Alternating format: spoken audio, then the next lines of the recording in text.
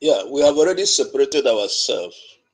So it's not a question of if they separate themselves. We have already separated ourselves. So go ahead. Let me listen to you. But why are you still afraid of giving them? Look at me. Screen record me. I don't care. I'm a typical Omo Yoruba ni mi, abi mi londo, mo dagba sondo. Let me tell you my pedigree nondo. Emi omo lujo mo do bori so di owo pa. So me not think say na one Igbo guy dey talk. And I've been in this job of military for 35 years. I have 2 years to go. So until we begin to tell ourselves the truth, that Igbo is not our problem, but the politician, your vice president today, these are the people that started Boko Haram. Yeah, the vice president of Nigeria, according to this military man, is the one that started the Boko Haram. I hope the world is listening, that the current vice president of Nigeria is the one that started Boko Haram. I think the world is listening. Himself and Modu Sharif. But today, it's your vice. Himself and Modu Sharif are the ones that started Boko Haram. Today, the whole world is concerned, and the Boko Haram have been killing Christians. And I think the world is listening, that the very vice president, the current vice president, Shetima and Modu Sharif, are the ones that started Boko Haram. President, your president's son sitting one by one with Gumi, eating cola. He didn't say anything, but you keep mentioning Igbo. The current president, Tinubu's son, sitting side by side with Shetima and eating and dining and whining, and nobody's saying anything. Igbo. You push Igbo people to the wall, and that's why they went back. Look, moderator, I'm really hot. Let me stop here, because I'm beginning to talk. I mean, yeah, for the last time, let's listen to you one more time.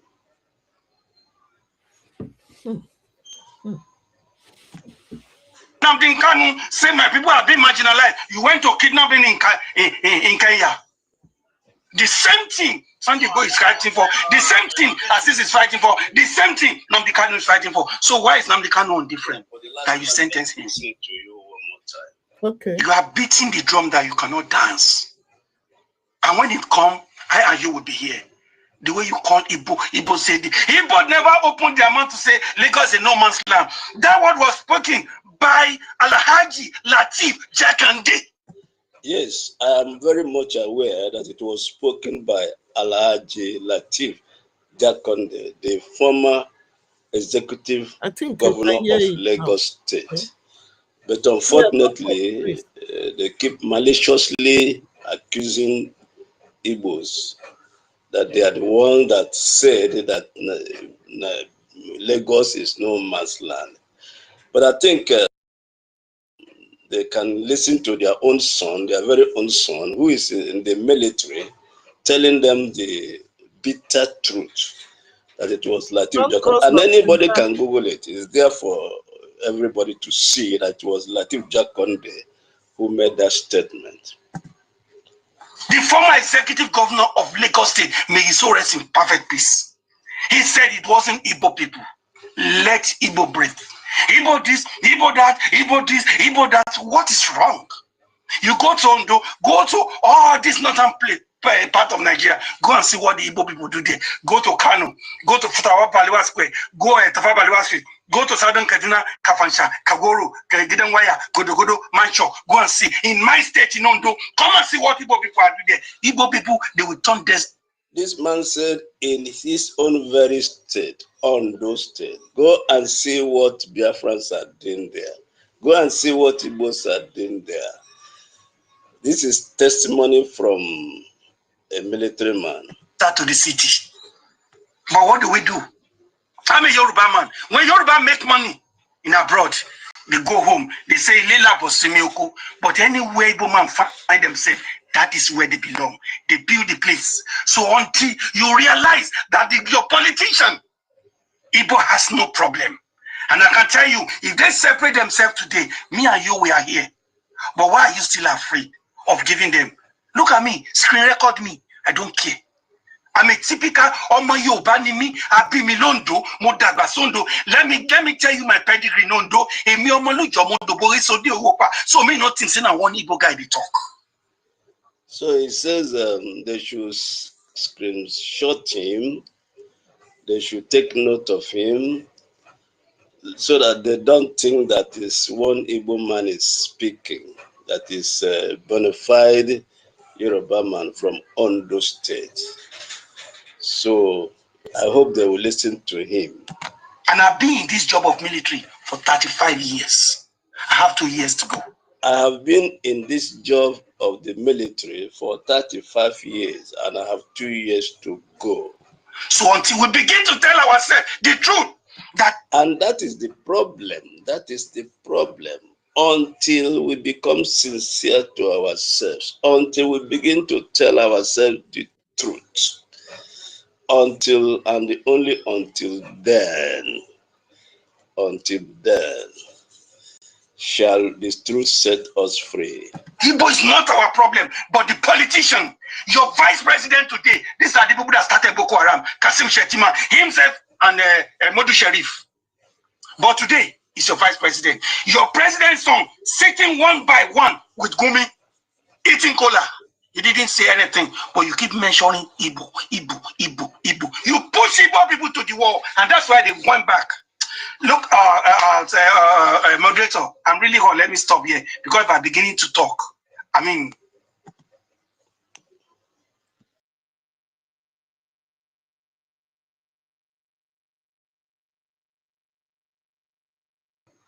yeah, I want to thank Biafrans and friends of Biafrans and everyone that has come to this space. If you listen to this man, and please, before we start officially, I want us to make some few comments on what this man was saying. If you want me to play it again, I'll play it again, but I think you listen to him. So if you have a word to say concerning what some of the points he raised, let's quickly do that before we officially open this space. Thank you so much. I want to thank you, Stanley, for taking it to making yourself available to co-host this very space today. Thank you so much, and I appreciate you. And I would also like to have one more co-host. I don't know who is going to be available. Please, if you are going to be available, can you just give me a thumb up so that we can have 2 co-hosts? And I want to appeal to Emeka or any other person. If this space goes down, please quickly open a space and make me a co-host so that I can finish the discussion for the day. Thank you so much. I will appreciate that.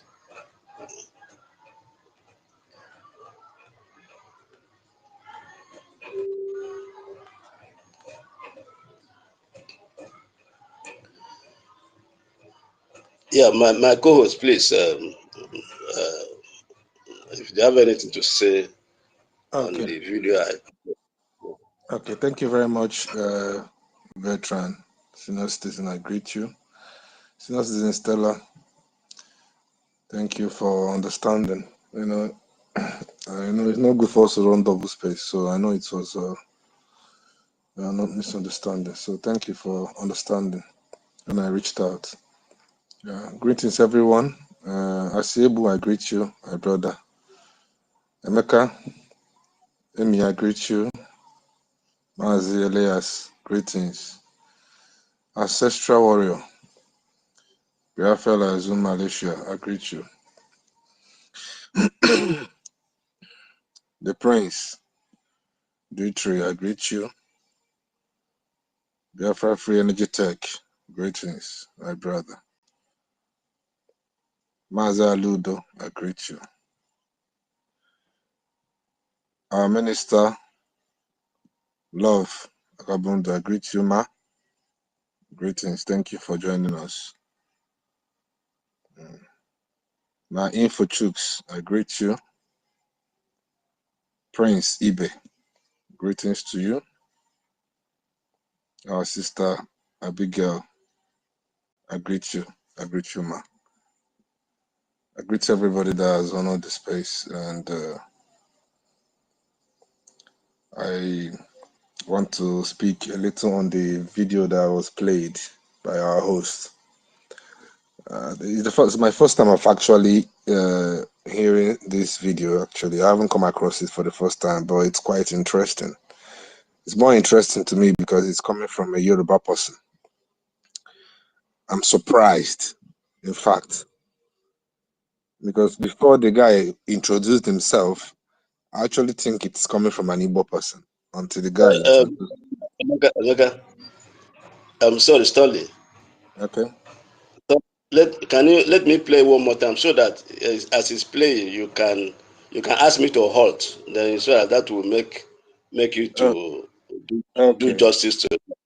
Yes, I have to make you to do Okay. justice to that. Meanwhile, continue Okay. until I start. Okay. Just play it in full one more time. So I will do my summary. Okay, that's all right. That's all right. Okay.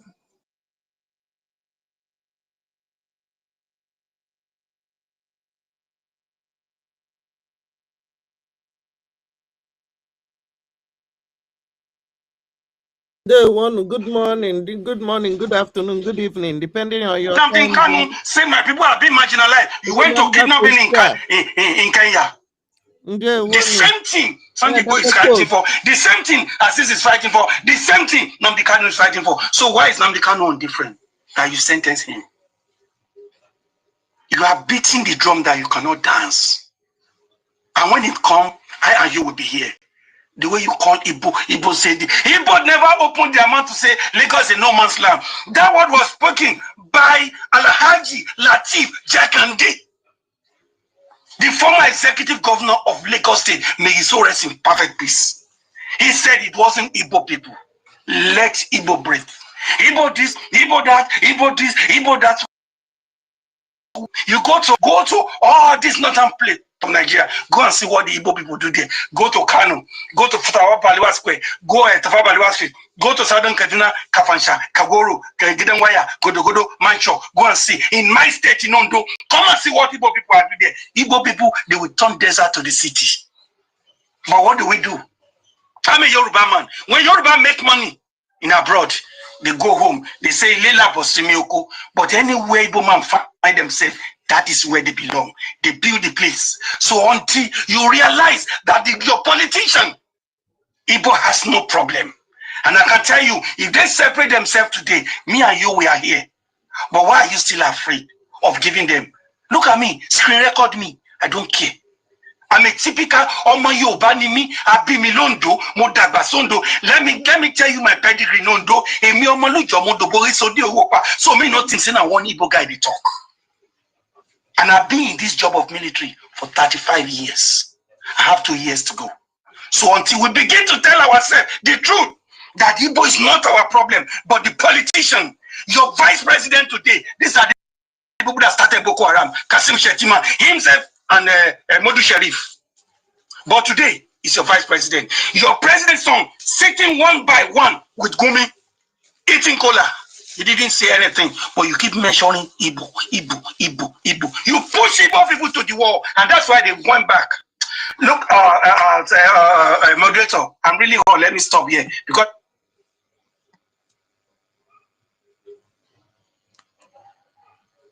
Yeah. You can go on now. Okay. Thank you very much, my host. Thank you very much. Thank you, fellow dear friends. Greetings to all of you once again, all the honorable members. Special greetings to you all. For the first time, I'm hearing from a Yoruba person that is actually brave, because these things are not usually their way of doing things. Hardly you see Yoruba man speaking with such bravery and repeating himself. Normally Yorubas don't do things like this. So I mean, this one must be a different person, a different breed of Yoruba, because everything he said is fact. For him to even mention the vice president, that he, brought about the Boko Haram, all these things, I believe even their people, the Yorubas, and the the Northerners themselves know all these things, you know. But then the reason why the Igbos are always being mentioned is because of how we are or what we are. And it's not like we made ourselves what we are actually. If you listen to what he said if Yoruba goes and make money somewhere, he wants to go home, maybe go back to Yoruba land or wherever he comes from, any of the Yoruba states. But when an Igbo man makes money, he stays there, he expands. He made mention of the states where Igbos have actually, you know, established and developed.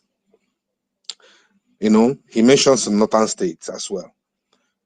This guy is being honest, and not just being honest, he has the bravery to even stand and speak. Because some people might know the truth, but they won't have the braveness to speak it the way he's doing. You know, so I'm as the place that, you know, that actually got my attention most is where he said that it is the politicians that are the problem, not the Igbos. Because in as much as I know that there are many people in Yorubas, there are many Yorubas or the Northerners as well, whom you have such information or have knowledge of their politicians being manipulative. They know quite all right, but they don't want to accept it. Because when you go online and maybe you criticize bad government, if you observe, if you write anything criticizing the bad government of Nigeria or politician or maybe the president or anybody, and you are criticizing this person, even without your name showing an Igbo name, maybe in your profile, even if you don't use an Igbo name in your profile, a normal Yoruba, an average Yoruba person will automatically come under your comment and call you an Igbo person. Either they call you an Igbo person or they call you an IPOB. That was how they're going to respond to you for maybe actually saying the truth, or maybe criticizing bad governance, or maybe suggesting or saying something that might make the country better. Any form of criticism that is condemning whatever the government is doing that is wrong, that these very people that are going to come under your comment section and complain, they know that is actually wrong. Even if your name, you don't use Igbo name for your profile, they will come under your comment section and call you IPOB or call you an Igbo person. Because it looks like it is only the Igbos that want, sometimes I wonder, is it only the Igbos that want good governance or wants a better life or a better society? Because it looks like we are the only people that criticizes bad governance or strives or resists, you know, the agenda of the Islamic jihadists. So you see that when they are making it an Igbo thing generally, or making it look as if Igbos are the problem, it's not as if they don't know that you are not the problem. They know, but just the way you are as a person and how successful the Igbos are in Nigeria, because looking at Nigeria as it is, the economy, aside the mineral resources, which is the oil, which they are trying to kill all of us just because of the oil. Aside the oil, business-wise and otherwise, I mean, they see we are doing much more better than they are. And then each time you talk about secession, you know, it's a nightmare to them because they feel they can't do without you. So every other thing that surrounds the country, good or bad, especially the bad ones, they target Igbo person. The Q, they said is Igbo Q. Until Babangida himself came and cleared the air recently. Was it last year? Yet, every single thing that happened, the protest that happened, which is the NSAS, they put it on Mazi Nnamdi Kanu. So anything that happens within the country, they put it on an Igbo man just to give the dog a bad name, to have him killed, to have him hanged. It is something they do intentional. What these guys said Most of them knew it. In as much as he was actually bold to say it in the media, I don't know who was interviewing him. I had him mention a mediator, which means someone is actually asking him these questions or interviewing him. So what he just said it because he's brave to say it. It's not as if he's the only one that knows it. This thing is something everybody knows, but who is going to speak? Most of them won't even talk about it. Today, the man that established Boko Haram is the vice president. Nobody's talking about it because he's not an Igbo man. He's not a Fulani man at that. So nobody will talk about it. Everybody, no matter how much you shout that, they won't even, want to talk about it at all because they know already. And they have their purpose of, allow him to take that position of the vice president. Maybe it has been discussed way before Tinubu even came in. Maybe when Buhari was here, it has been established because, as it is, now leadership in Nigeria is appointment. So it has been previously been established that this person is going to be the vice president after Buhari is done. So, but my joy in it all is that he is stating it the way it is, letting the people know that it is their politicians that Igbo man has no problem, and I'm happy it came from a Yoruba person, because if it were to be an Igbo person, they'll be like, and I saw that they talk. But now it came from their own person, Enotana might not even have the balls to say things like this, but it doesn't really matter because the truth is always there.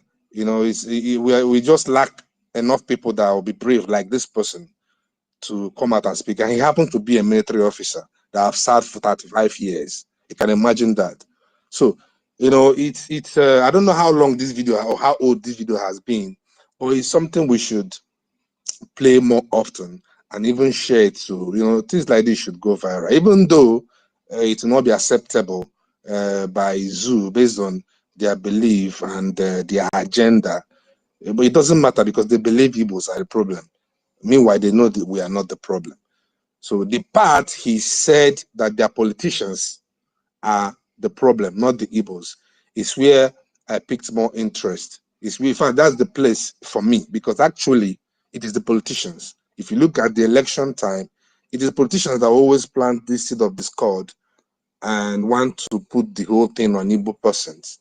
In Lagos, for example, during their last election, which happened 2023, Igbos were the problem. They don't even allow them to vote. Even just by your dressing, they will tag you an Igbo person. They don't even care where you come from, self. Just the way you dress, they won't even want you to vote. They might beat hell out of you just by the way you dress. They will tag you an Igbo person and beat hell out of you. So that's how much they've hated the Igbos. And their politicians are actually the people planting this seed of discord.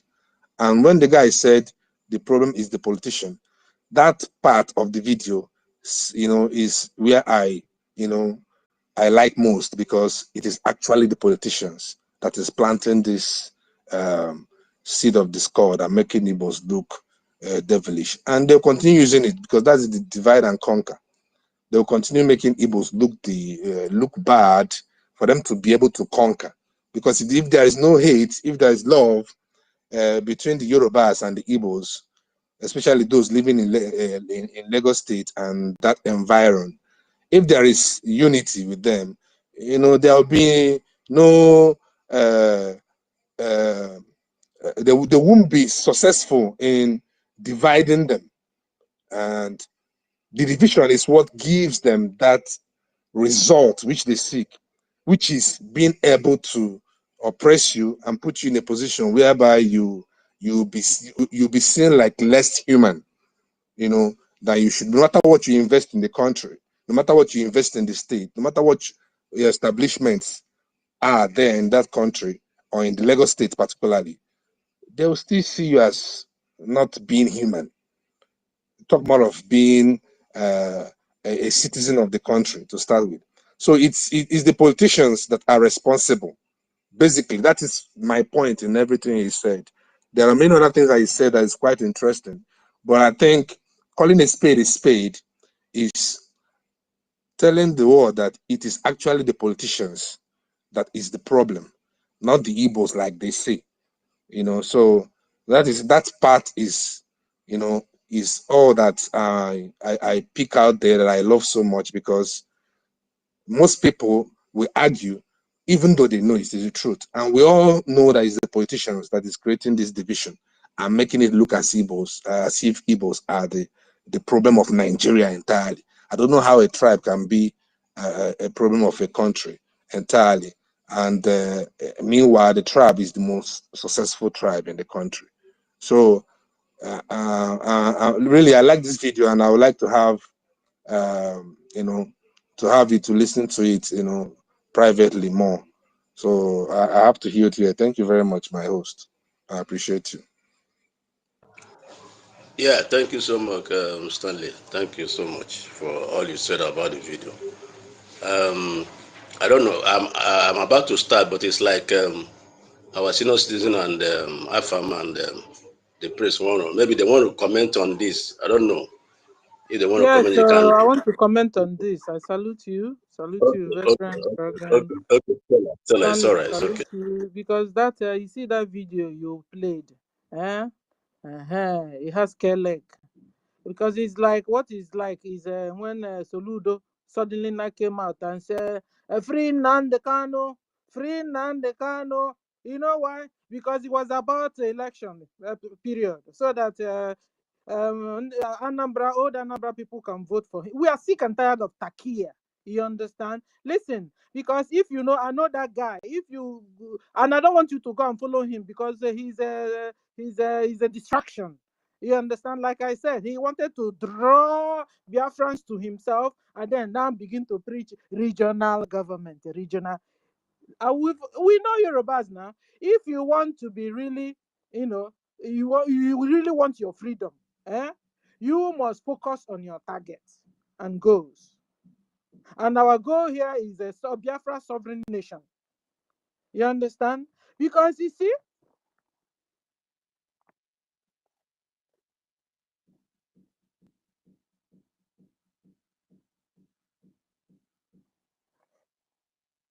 that guy wanted to, what he was trying to do is, sorry for the interruption, what he wanted to do is to trying to convince, I don't know if he's before, initially, we wanted a regional government. This same Yoruba and their gang said no. They tried to convince us to join them in following Fulani, because these days they now say that their cousins are Fulani. You understand? These people have been playing double face. They have been playing double face. You can't trust them in their dealings. Today, over 79% of Yorubas are Muslims. Tell me the difference between them now and the Fulanis. No wonder they themselves even said that Fulanis now are their cousins or their brothers. So you see, that tape, let him not even patronize us. Let him not patronize me. He should just forget about his praises. Because his praises of Biafra or Ndibo is of no use now. Biafra has been redeclared. We are on our way out. You see, we know the Yorubas, though. It's not like we're just knowing them today. We know the Yorubas very well. We also know their Fonja, their distant cousins very well. So whenever they speak, we know who is who. This one now is Yoruba Fonja, because I followed him. I've had this before, and I followed him. I saw him. I ran away. I said, look at this double face. So don't be moved with his flatters. Like, we have more important things at our hand, which is in ejecting Fulani Islamic terrorist Nigeria government out of our land. Saying that any Igbo goes wherever they go to and build there. You understand? And I wanted to ask him, So he thinks like captivity is synonymous to Biafra. Slavery have become synonymous to Biafra. We are tired of being treated like a slave always. We are tired of being used by other nations, other indigenous people around us, and even the Fulani also. Like he thinks we don't know what he's talking about and where our real problems are coming from. Or maybe he thinks we don't know the Yorubas and their distant cousins are from Jazz. Why is he trying to patronize us? Listen, we are not everlasting fools, okay? We now want to have our own sovereign Biafran nation where we won't be used, where we won't be treated like fools, where we won't be, whenever they want to use us, they will flash. They now know the little things we fall for. They will now flash a chunk of money in the face of our brothers, and our brothers will fall for it. So we have denounced everlasting stupidity. We have denounced everlasting foolishness in our lives. And this is why well over 50 million Biafrans voted yes, yes, yes to exit Nigeria. So he shouldn't patronize us, please. We know how they roll. That's a tackier statement.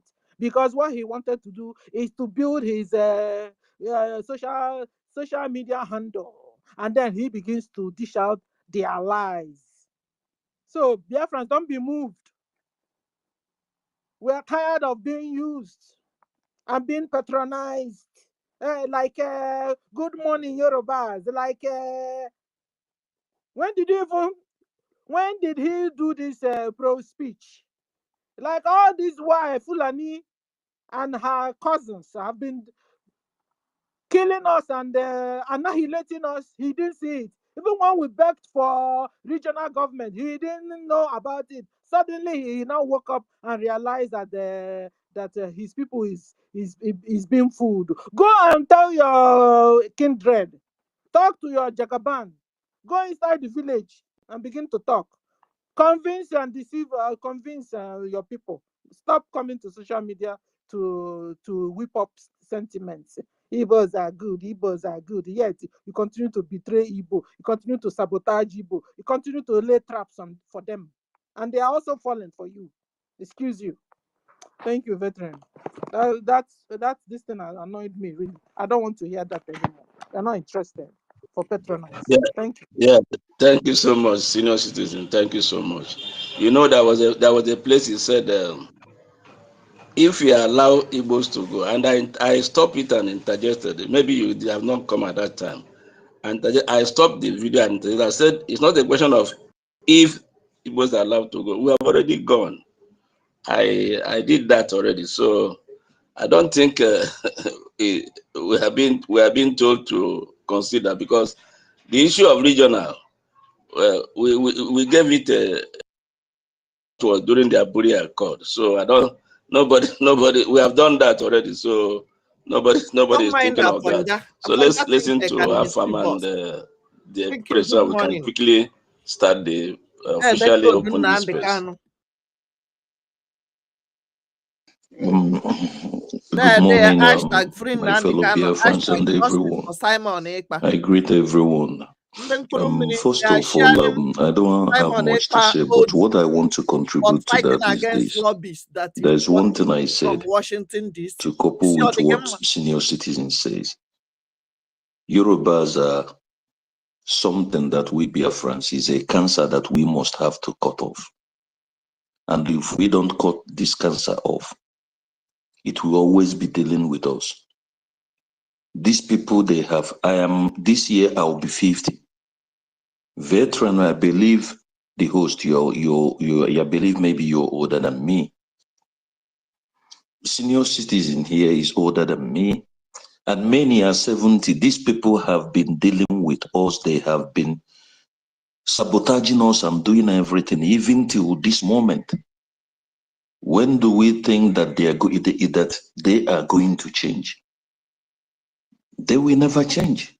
Just like what senior citizen said, they bring one of them to talk to blah, blah, blah, as if they are with us.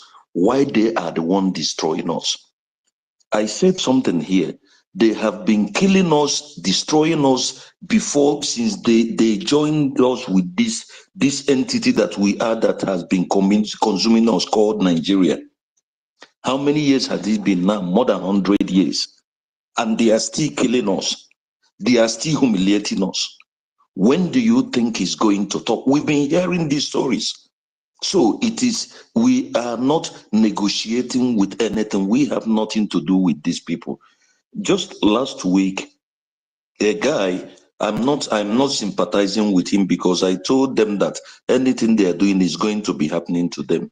This guy, he went and bought acres of land in Lagos there towards this Dangote stuff.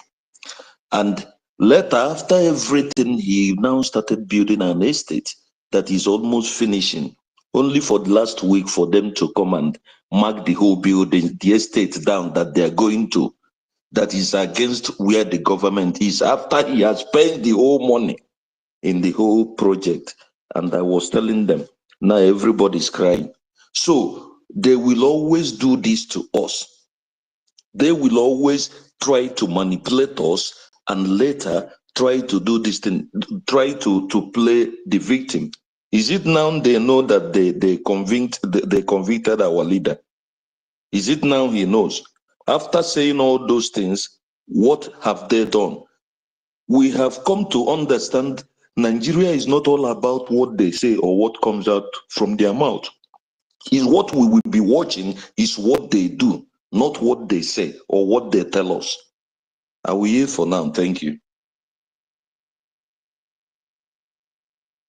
Yeah, thank you, Afam. Thank you so much. Yeah, we are past the Rubicon, so there is not a question of anybody coming to talk us into something else. So that is not the issue.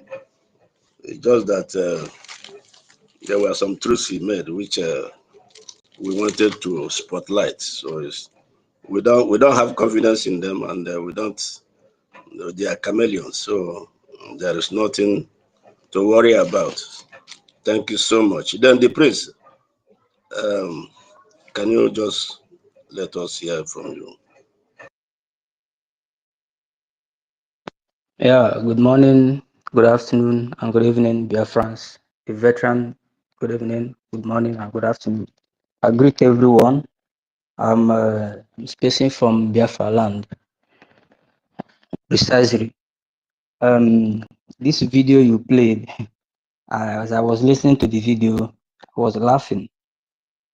And as I was laughing, and I was shaking my head, also, you know why? I've spent not less than, let me not lie, 27 years in Lagos before I finally moved down to Biafra land. You see, these people have fooled us for years and thinking that they will continue to fool us. There is something I want to flash our mind back to. There was a broadcast our leader, NNAMDI, KANU made. He made mention of this new Nigerian nonsense that they are planning and they are inviting in NNAMDI KANU will not work. If you remember that broadcast and the day and the dates, I don't have it because I lost where I saved those days.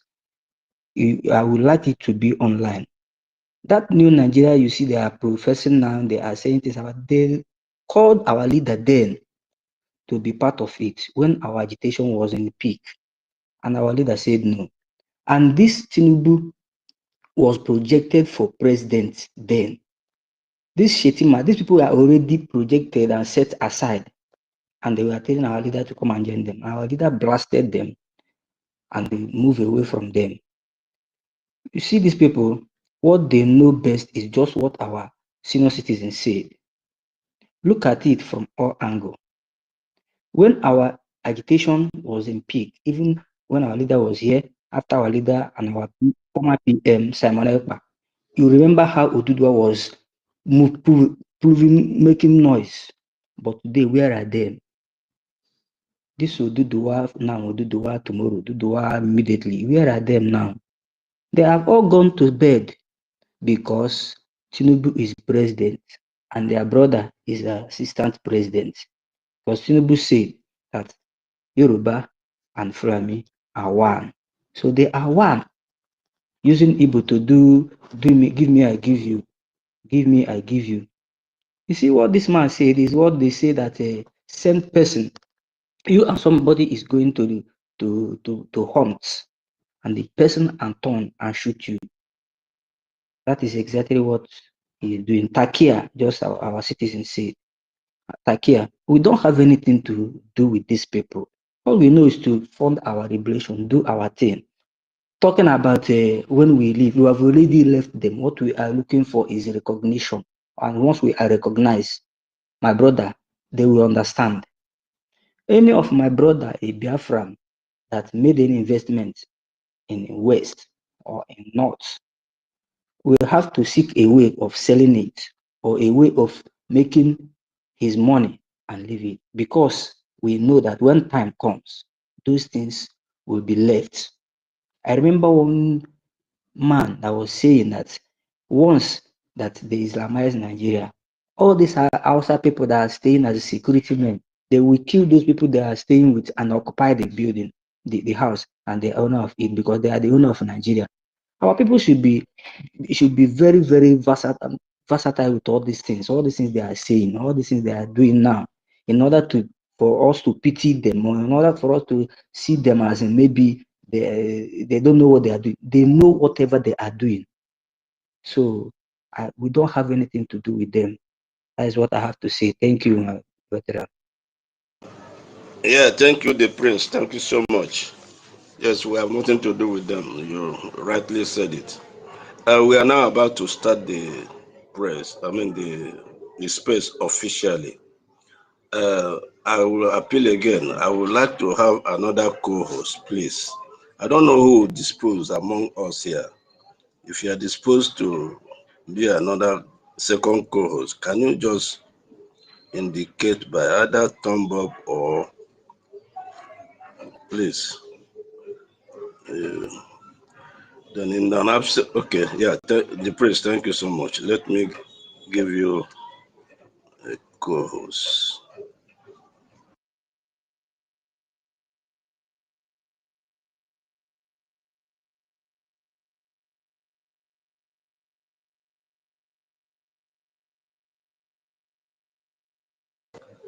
Yeah, I've sent a co-host to you. So, and I want to make appeal again, Emeka, please, or any other person. If this space goes down, please, let somebody quickly open it again and then make me a co-host, because we have a very important discussion to have this today. Our topic today is the only solution to Christian killings is Biafra independence.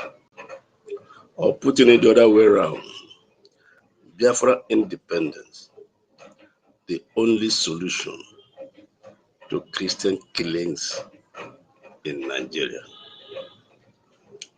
There is nothing anybody will do. There is nothing any country would do. There is no other option. The only option left is Biafran independence. That is the only solution, not only solution, but permanent solution to the Christian killings in Nigeria. And not only to the Christian killings, to other killings, to other indigenous killings, even to those who are not Christians, maybe animists, maybe atheists, maybe traditionalists. The only solution, and also permanent solution, is Biafran independence. Before we proceed, let me thank our Professor David. Thank you so much for joining us. I've greeted a few of us before, I want to thank you, tutors, for joining us. It's a privilege to have you here. My senior citizen, Stella, I salute you. I learned you were on space already, and when you were told that this has been scheduled since last week and you're late, that's a sign of maturity. I really want to appreciate you. I really want to appreciate you. Thank you so much. Stella, thank you so much. And Biafran Lazen, I think Malaysia, I salute you so much for joining us today on this space. This is a very important space. I want to salute you, Onyewere, for being here today. Your presence means so much. Ben, I salute you. Thank you so much for joining us. Jimmy, I salute you for being around. Mr. Joe, I salute you. Senator, I salute you. Mazelat, I salute you. Ezebinamba, I salute you. Odugu, I salute you. So many of us, I salute everyone that have come today to join this space. It's going to be very engaging, and thank you so much. I want to salute our leaders, past and present, beginning from our internal leader. I salute you, General. People's General, I salute you. I salute General Effiong for all you did for Biafrans. I salute our leader, NNAMDI KANU. Thank you so much for your contribution. Salute our former Prime Minister, Simon Ekpa. I salute you so much. You are a great asset to us. I salute our Prime Minister, His Excellency, Mazi NKERE. Thank you so much for taking up this mantle at this time. We appreciate you and we love you. And you are the right person. Thank you so much for all you are doing for us. I want to salute our Honorable Minister of Information. You are just an exceptional person, very unique. I salute you so much, wherever you are. I want to salute our COS, who is working closely with our PM. Thank you so much, our COS. I salute you. I salute every Biafrans here. Thank you so much. And I say good day after everyone, and welcome to this important express today. Thank you to everyone joining us from Nigeria, from Africa, from Europe, from Americas, and beyond. Today's conversation is not light. It's not light. And it is not casual. It's not going to be casual. It is serious, sensitive, and deeply consequential. What we're going to discuss today is a serious, sensitive, and deeply consequential discussion. We are here to examine a hard and necessary question. A hard and necessary question. Will Biafra independence, if I may put it in a question form, will Biafra independence offer a permanent and sustainable solution to the persistent killings of Christians in Nigeria? Now I'm putting it in a question form. This space is about security, it's about self-determination, it's about human dignity, and ultimately, it's about survival. Survival, which is the first law, the first natural law that every living organism, every living being upholds. Survival. Survival is the first law of nature. And our discussion today borders on survival. I intentionally decided to put this in having known the obvious and having stated the obvious as the topic also of this discussion, on daily basis in Nigeria, lives are being lost. I mean on daily basis. I think it was either yesterday, Tutos was talking about how many people that are killed in Nigeria on daily basis. Lives are being lost. Communities are being erased. There's another video, this American that came for burial. No, I don't know whether I wanted to play it, but I just felt that we have played enough video. Who witnessed the burial with Reverend, this Plateau Reverend. I was so furious when he was speaking at that burial. So this is what is the order of the day in Nigeria. On daily basis in Nigeria, lives are being lost, communities are being erased, and silence has not saved anyone. Silence has not saved anyone. The first segment of today's discussion is Christian killings in Nigeria, the problem, Christian killings in Nigeria. That's the first subtitle to this title, Biafran Independence, only solution to end Christian killings in Nigeria, and also only permanent solution to end Christian killings in Nigeria. For many years now, Nigeria has witnessed repeated, relentless attacks on Christian communities. For many years now, in the northern, in the middle belt, and southern parts of Nigeria. Also in Biafra land, there is no part of the country that is at peace, that is exempted. These killings going on are not random. They are not random killings like something that you can say it happens either once in a while or it's not targeted or not planned. Neither is it isolated events. It's not an isolated event, which you can say, well, it's not the usual thing. It's not an isolated event. They are patterned and systematic. Let's look at the characteristics of these attacks. Please, is my voice coming out?